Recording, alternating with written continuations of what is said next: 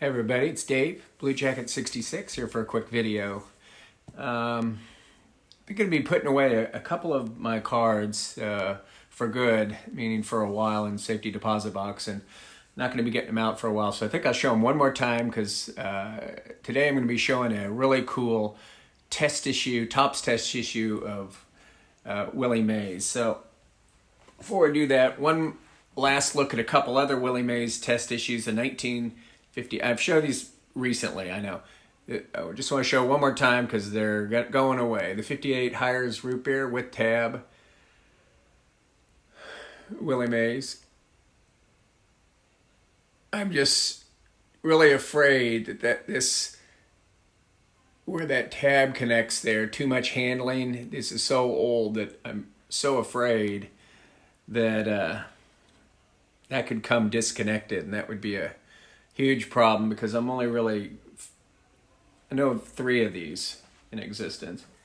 And this one I'm really proud of. One more time, the 1952 Coca-Cola Plain Tips test card, the Willie Mays.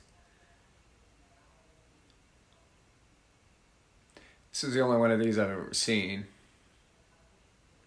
I have another player card. I can't remember who it is. It's in the closet.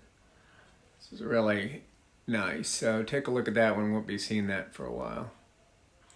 So the last test issue I want to show. I haven't shown this before. Topps 60 to 69. You can say they were complacent that they didn't have any competition per se, but they were trying, and there's some, if you think about it, there's some interesting inserts. I guess their pinups I think were interesting, the embossed and the coins and the 64 stand-up. So there's more than just those regular Topps issues. And what's really interesting to me is that test issues, whether it be the dice game or the Topps plaques. But what I want to talk about is in 1967, they're really trying hard. There was a few test issues. There was the 1967 Punch-Outs game. I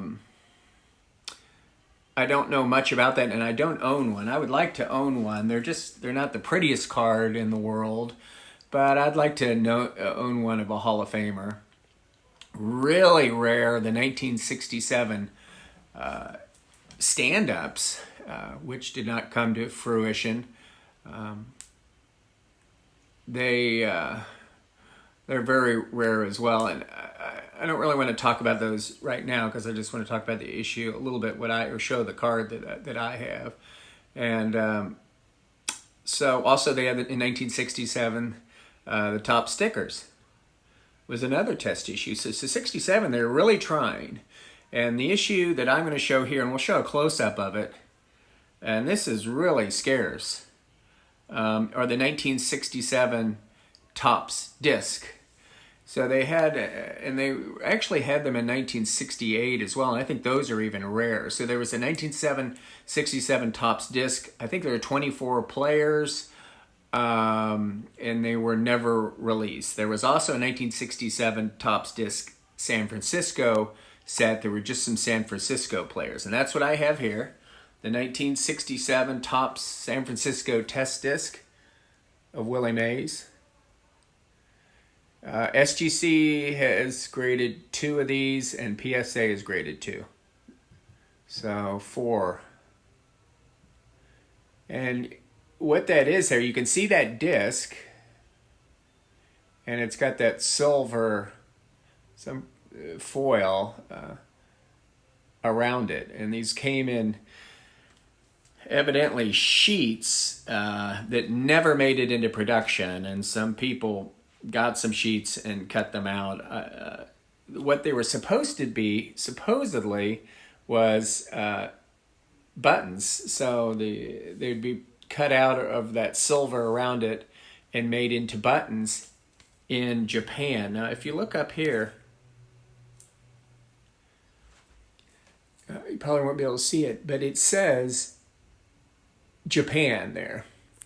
And I think they would punch it out, put it on a button, and then the outer rim of this would be curled on the other side of the button. You look on the other side of the button, you know how buttons are, and you'd see Japan on the rim.